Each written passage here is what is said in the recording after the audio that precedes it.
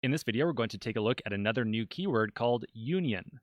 Let's take a look at a little question, try to solve it, and understand how this new keyword is going to help us out. So our goal is to write a query that's going to find the 4 products with the highest price. And in addition to that, in addition to those 4 products, we also want to find the 4 products with the highest price to weight ratio. This is absolutely a realistic query that we might have to write at some point in time. In general, for a company, it makes a lot of sense to sell the most expensive items. We might want to get a list of the most expensive items and the items that are also the most cost efficient to ship. Again, assuming that we are paying for shipping based upon the weight of these different items. So in total, we want to find about 8 items or so. It might end up being less than 8 because some products might be the highest price and also have the highest price to weight ratio. So I want you to take a look at this right away, and I want you to kind of notice that it might be a little bit challenging to write a single query that is going to find this set of about 8 products or so. The reason for that is that to get the 4 products with the highest price, we're probably going to have to do some kind of order by operation. We're probably going to have to do sort by price, and then do a limit to just get the top 4 most expensive items. The second one, or the second part of this, the next 4 items, is going to use some very different sorting criteria. In this case, for the next 4, we want to sort by a price to weight ratio. So it's 2 very different sorting criteria, and putting these both into a single query would be rather challenging. Well, to get started, let's just try to write out a query to answer this part, and then a second query to answer that part. All right, so back over here, I'm going to do a select star from products.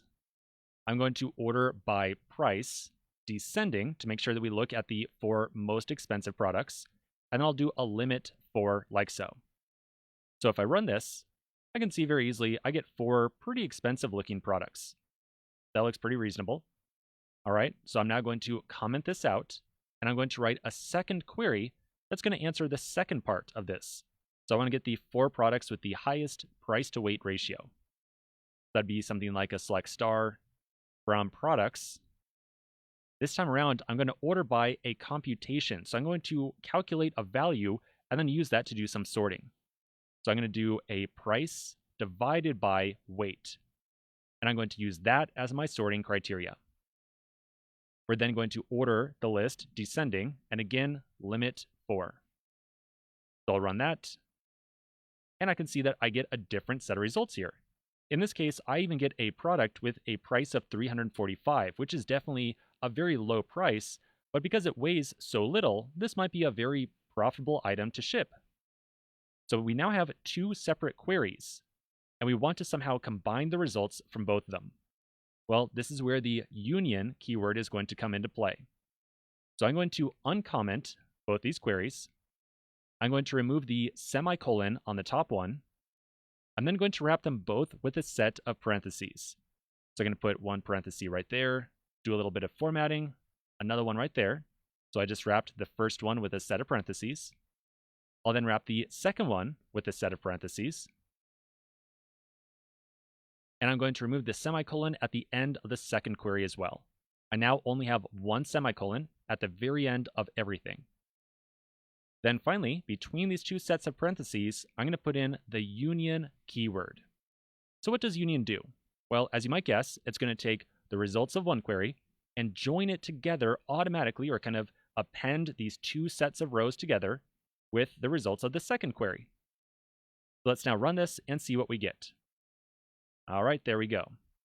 So we've now got a list of the top 4 most expensive items and the list of the top 4 most cost efficient to ship items as well. You will notice right away that there's only 7 items here, however. There's not 8, as you might expect. The reason for that is that one of these different products, who knows which one it is, we could definitely figure out, one of these products is present in both lists. If the union keyword sees an identical row in both lists, then it's only going to list that row in the output one single time. So the results of this query and this query produced an identical row in one instance, and union decided to remove that duplicate. If we do not want union to remove that duplicate, we can change the keyword slightly and use union all instead. Union all means don't try to remove any duplicates. So now if we run this again, we'll see that one of our items in here, one of the products, is in fact duplicated. It looks like it is product, let's see, we got the ID wrong somewhere in here. Here it is, 7. The product 7 and 7 right there, duplicated. So if we want to see those duplicates, then we would use that all keyword on there as well. Okay, so that is pretty much it as an introduction for union. We use this to join together the results of two queries. If we ever do not want union to remove the duplicates, we put in union all. There are a couple of rules that you need to understand around union, so let's take a look at these rules in the next video.